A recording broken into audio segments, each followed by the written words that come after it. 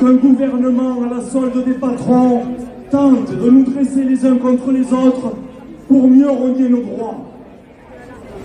Cette loi, elle n'a pas pour but de régulariser qui que ce soit.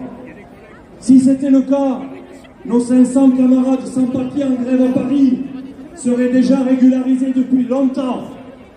Et il n'y aurait aucune travailleuse et aucun travailleur sans papier dans le pays.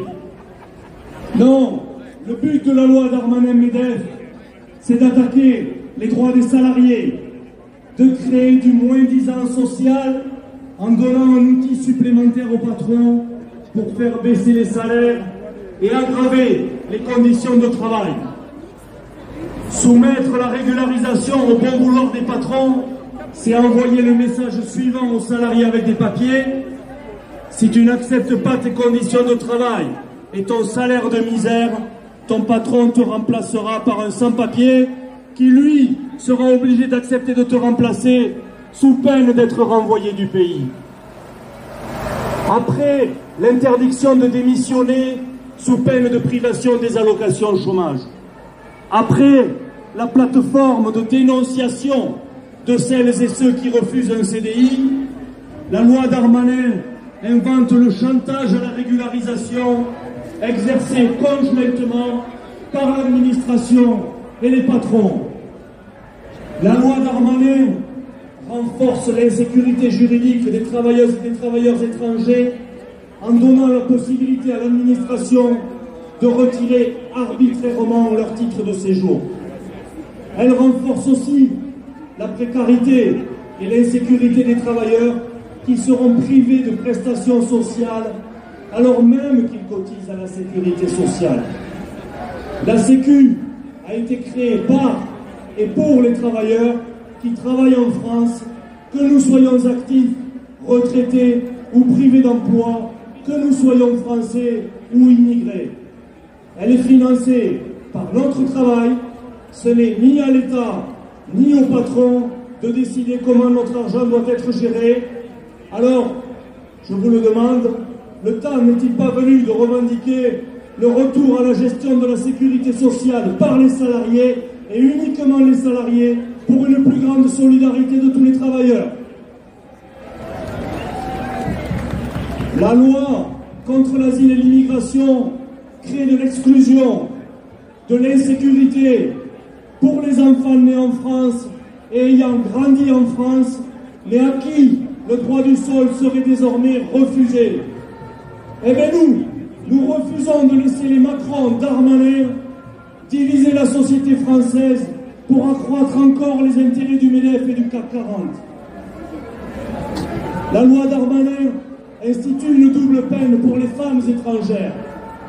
En rendant plus difficile la régularisation, elle précarisera les travailleuses qui occupent majoritairement les métiers du soin et du lien, sous-payés et très souvent à temps partiel. Elle enfoncera dans la misère les mères de famille en situation monoparentale qui n'auront plus accès aux APL ou aux centres d'hébergement d'urgence. Elle surexposera les jeunes filles et les femmes migrantes aux violences sexistes et sexuelles, aux réseaux de traite humaine et de prostitution.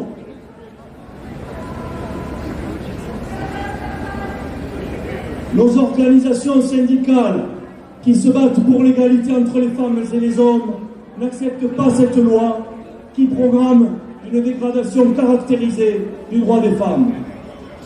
Celles et ceux qui ont voté la loi contre l'asile et l'immigration ont transgressé volontairement la Convention internationale des droits de l'enfant en durcissant les conditions d'accès au regroupement familial et en fragilisant fortement le soutien éducatif et l'accompagnement social des jeunes majeurs et des mineurs étrangers isolés.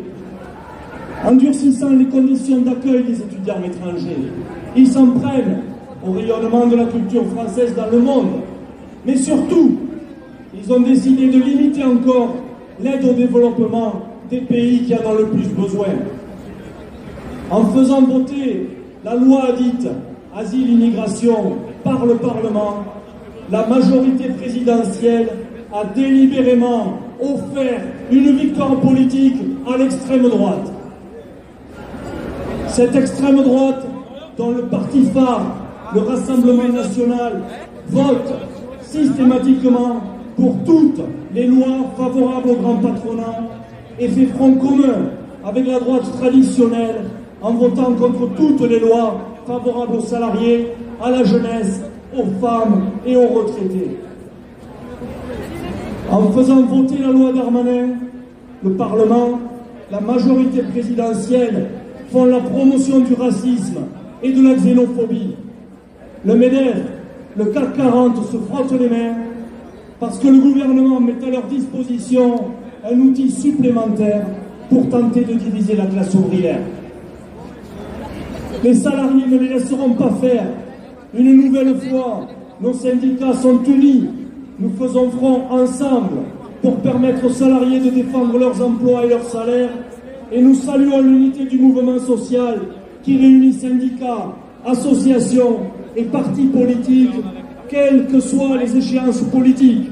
C'est en engageant la bataille unie que nous gagnerons un monde plus juste, plus solidaire, un monde où il fait bon vivre dans la sécurité, la paix, la fraternité et enfin débarrassé de la peur du lendemain.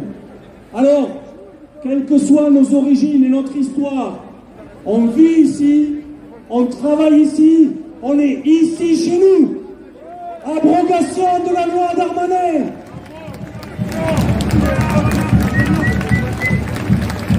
Français, immigrés, solidarité de tous les travailleurs. Abrogation de la loi Darmanin. Abrogation de la loi Darmanin. Abrogation de la loi Darmanin.